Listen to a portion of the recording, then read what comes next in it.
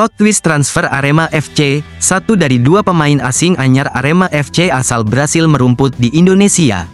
Di saat banyak klub Liga 1 sibuk mendatangkan wajah-wajah baru dari luar negeri, Arema FC justru mengejutkan publik dengan manuver transfer yang tak disangka-sangka. Bukan hanya mendatangkan dua pemain asing anyar asal Brasil, tapi satu di antaranya ternyata pernah merumput di Liga Indonesia. Apakah ini jadi pertanda kembalinya sosok yang sempat mencuri perhatian publik sepak bola nasional? Arema FC akan segera mendatangkan dua pemain baru asal Brasil untuk menambah kekuatan menyambut musim 2025-2026. Langkah ini menjadi bagian dari strategi perombakan tim menyeluruh yang dilakukan manajemen demi bersaing lebih baik di kompetisi mendatang. Dua pemain baru ini akan berposisi sebagai penyerang dan stopper. Namun, informasi yang beredar kuat mengarah pada dua nama, Odivan Kuric, seorang bek tengah bertinggi menjulang yang dikenal kuat dalam duel udara, serta Gustavo Tocantins, penyerang yang memperkuat PSS Sleman di Liga 1 Indonesia. Kabarnya, mereka saat ini sudah dalam perjalanan menuju ke Kota Malang untuk menandatangani kontrak. Ini membuat Aremania antusias sekaligus bertanya-tanya soal kontribusi yang bisa mereka berikan, terutama karena salah satunya bukan wajah asing bagi sepak bola Indonesia. Arema FC akan menggunakan 8 legiun asing seusai kuota yang diterapkan untuk kompetisi Liga 1 pada musim ini. Dua pemain lagi dari Brasil akan segera mendarat. Mereka akan mengisi posisi gelandang dan bek tengah, kata General Manager Arema FC kepada Tribun Jatim Network belum lama ini. Dalam mendatangkan pemain baru ini, Arema FC menyesuaikan dengan kebutuhan tim. Mereka enggan asal-asalan dalam mendatangkan legiun asing. Pihak manajemen juga menyebutkan bahwa dari dua pemain tersebut, satu di antaranya sudah pernah merumput di Liga Indonesia. Fakta ini langsung mengerucut pada nama Gustavo Tocantins, yang musim lalu membela PSS Sleman dan cukup dikenal karena kecepatannya di lini depan. Ada satu yang pernah main di sini, satunya lagi masih belum pernah, sama seperti mereka, ujar Inal sambil menunjuk keduanya dalam sesi latihan tim. Dengan demikian, bisa dipastikan bahwa Odivan Kuric adalah pemain yang belum pernah merasakan atmosfer Liga 1, sementara Tocantins menjadi figur comeback yang diharapkan bisa langsung menyatu dengan tim. Langkah ini cukup strategis, dengan mendatangkan satu pemain yang sudah mengenal iklim kompetisi lokal, Arema bisa lebih cepat membangun chemistry antar pemain, sekaligus memperkecil risiko adaptasi. Gustavo Tocantins sendiri dikenal sebagai penyerang yang punya fleksibilitas tinggi, bisa bermain di posisi sayap maupun sebagai target man. Sementara Odivan Kuric disebut-sebut punya rekam jejak kuat di Liga Amerika Selatan, meski belum pernah merumput di Indonesia. Meski demikian, Arema tetap menaruh ekspektasi besar pada keduanya. Diharapkan, kombinasi pengalaman Liga 1 yang dimiliki Tocantins dan kekuatan bertahan yang dibawa Odivan bisa menjadi elemen penting dalam membangun tim yang lebih solid di musim baru.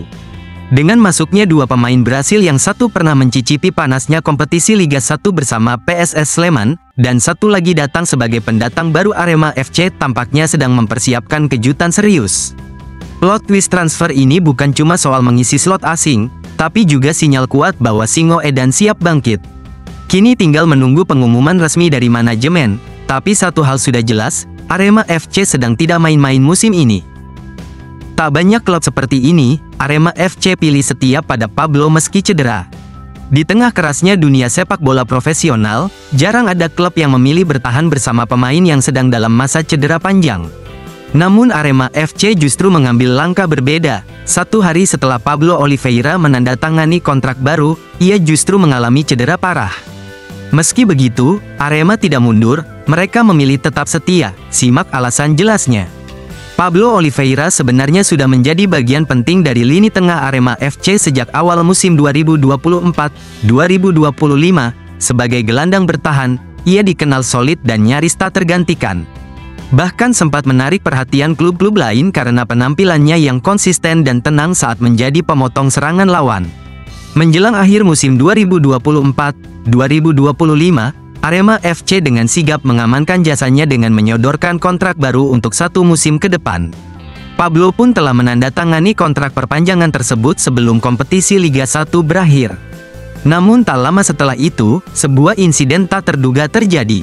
Ini semua kan di luar prediksi dan kejadian yang tidak terduga sebelumnya.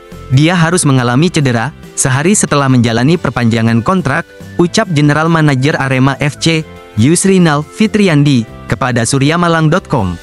Cedera tersebut terjadi saat Arema FC melawan Persebaya Surabaya pada tanggal 28 April tahun 2025. Pablo mengalami cedera lutut serius yang membuatnya harus mengakhiri musim lebih cepat dari perkiraan, bahkan, dia harus pulang ke Brasil untuk menjalani proses pemulihan. Dalam kondisi seperti itu, banyak yang menyangka kontrak Pablo akan dibatalkan atau setidaknya direvisi besar-besaran, tapi nyatanya, Arema FC tetap berusaha menjembatani situasi dengan kepala dingin. Karena kondisinya itu, ada negosiasi ulang perihal kontrak untuk Pablo ini. Untungnya dia cukup kooperatif dan memiliki attitude yang baik. Kami pun juga membantu dalam proses penyembuhan Pablo sampai dia memutuskan pulang ke Brasil, ungkap Inal. Arema FC menilai bahwa Pablo bukan hanya penting di lapangan, tapi juga menunjukkan profesionalisme yang patut dihargai. Klub pun tetap memberikan dukungan kepada sang pemain meski tahu bahwa ia bakal absen cukup lama.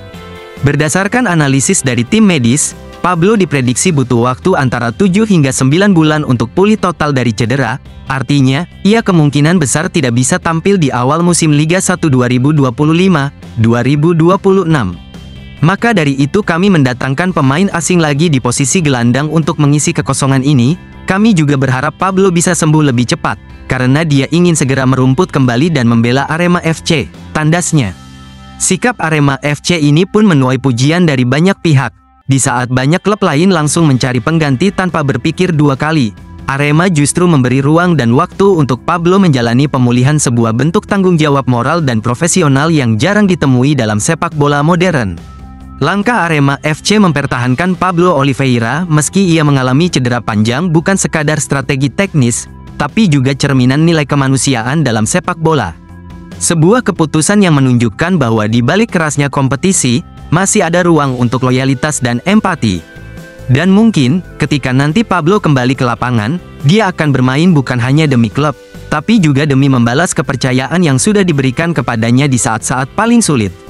Pilih negara atau klub, Arema rela lepas 3 pemain ke Timnas U23 meski rugi sendiri. Dilema klasik kembali menghampiri klub sepak bola profesional, membela panji negara atau tetap membela klub. Arema FC menjadi salah satu klub yang bersiap berkorban demi Timnas Indonesia U23, meski harus kehilangan 3 pemain andalan mereka menjelang turnamen pramusim Piala Presiden 2025. 3 pemain muda potensial mereka, Brandon Scheineman, Ahmad Maulana, dan Arhan Fikri, saat ini tengah mengikuti pemusatan latihan bersama Timnas Indonesia U23 di Jakarta. TC ini adalah bagian dari persiapan menuju Piala AFF U23 2025 yang digelar pada 15–29 Juli tahun 2025. Sayangnya, jadwal turnamen tersebut beririsan langsung dengan pelaksanaan Piala Presiden 2025, sebuah turnamen penting untuk evaluasi kekuatan tim menjelang Liga 1. Arema pun harus bersiap kehilangan 3 pemain tersebut. Namun, tak seperti klub yang mungkin memilih menahan pemainnya, Arema menunjukkan sikap legowo dan nasionalis. Kalau mereka memang terpilih gabung Timnas U23, ya kami akan mendukung. Untuk tampil di Piala Presiden 2025, kami akan pakai pemain yang ada, kan gak terlalu jauh beda kualitasnya, kata asisten pelatih Arema, Kuncoro. Pernyataan Kuncoro ini menunjukkan bahwa Arema tak ingin menghalangi pemainnya untuk tampil di level internasional, meski secara teknis klub bisa mengalami kerugian karena kehilangan tenaga inti saat turnamen penting berlangsung. Arhan Fikri dan Ahmad Maulana adalah pemain kunci di musim lalu, yang hampir selalu menjadi andalan di lini tengah dan lini belakang Arema. Sementara Brandon Scheineman, meski belum mendapatkan menit bermain reguler, tetap dinilai sebagai talenta muda masa depan yang potensial. Kuncoro mengatakan, meski kehilangan ketiganya, pihaknya tidak panik. Ia telah menyiapkan pemain pengganti yang dinilai cukup mampu menjaga stabilitas tim. Di posisi Ahmad di bek kanan masih ada Rifat dan Ahmad Figo yang baru saja kembali dari peminjaman ke PSS. Kalau posisi Arhan, di tengah kemungkinan akan diisi pemain asing anyar. Semuanya sudah kami perhitungkan jika gak ada mereka, pungkasnya. Dengan keyakinan kuat bahwa ketiga pemain itu akan lolos seleksi dari total 30 pemain yang mengikuti TC dan hanya 23 yang akan dibawa ke Piala AFF, Arema FC tampaknya siap dengan segala kemungkinan. Kalau mereka memang terpilih gabung Timnas U23, ya kami akan mendukung, tegas Kuncoro lagi, menegaskan bahwa kepentingan negara tetap menjadi prioritas utama. Keputusan ini tentu bukan tanpa risiko.